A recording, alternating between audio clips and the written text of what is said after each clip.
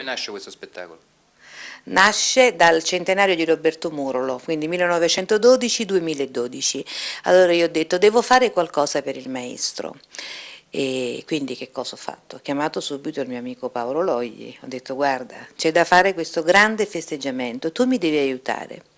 E lui devo dire che subito con la sua magica penna ha scritto un testo bellissimo su Napoli, mi ha commosso quando l'ho letto e abbiamo portato in scena appunto Cutte, che significa con te maestro, perché ho avuto la fortuna di studiare con lui, cantare con lui, mangiare con lui e giocare a carte.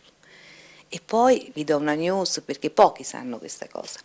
Lui ha scritto una canzone per me che era un po' uno sfottò, perché lui diceva Maria, perché il mio vero nome è Maria in arte Angelica Sepe, tu sei come un zucchero, e mi prendeva in giro dicendo zuccarielle, zuccarie, e su musica di Caro Tenuto scrisse questa bellissima canzone, che io ce l'ho un po' nel cassetto. Murolo è stato importante per tante cose, perché per una patita e pazza innamorata della musica napoletana come me, lui è stato il mio maestro di vita e di musica. Murolo mi ha insegnato ad essere una cantante nel vero senso della parola.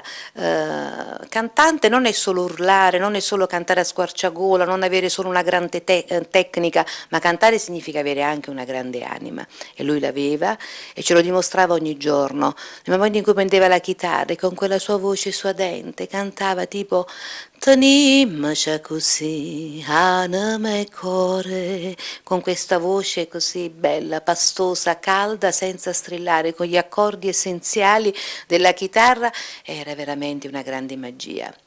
E poi mi ha fatto anche capire che il suo modo di cantare era molto simile agli standard americani. Lui aveva quindi questa nobiltà musicale incredibile, perché si avvicinava col suo modo di cantare e di suonare molto anche alla musica jazz, alla musica americana. Quindi la musica napoletana non deve essere solo quella dei vicoli o quella un po' maltrattata, o quella un po', ma cerchiamo di sostenere il patrimonio della musica napoletana classica, però come la cantava e la suonava a Murolo, in modo elegante e nobile. Questo spettacolo? O come... Lo spettacolo è uno spettacolo di musica, di parole, di suoni, di movimenti e di sapori. Ci sono sapori di tutti i tipi, per dirti andiamo dal notturno di Chopin a Sophisticated Lady, passando per tutti i classici della canzone napoletana, per suoni brasiliani, per suoni etnici. Perché? Perché ho immaginato Napoli come un posto dove arriva una grande corrente, no? Di relitti marini, relitti di tutto il mondo, si vanno a spiaggiare sul porto di Napoli, i napoletani li raccolgono e sono strumenti musicali, sono suoni di tutto il mondo, li mescolano e nasce la musica napoletana. Ecco, ma la femmina me la canta un pezzettino? Ma piccolo piccolo, eh? La vuoi dedicare a qualcuno? A dirmi. Ce l'abbiamo tutti.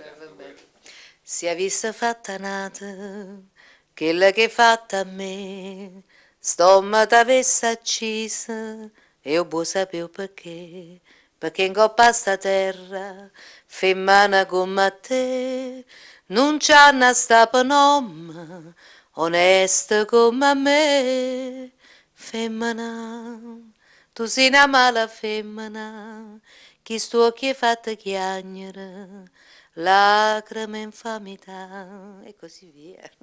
Benissimo. Io sto a posto. Grazie. Grazie. Grazie a voi, siete troppo gentili. Ci volete bene.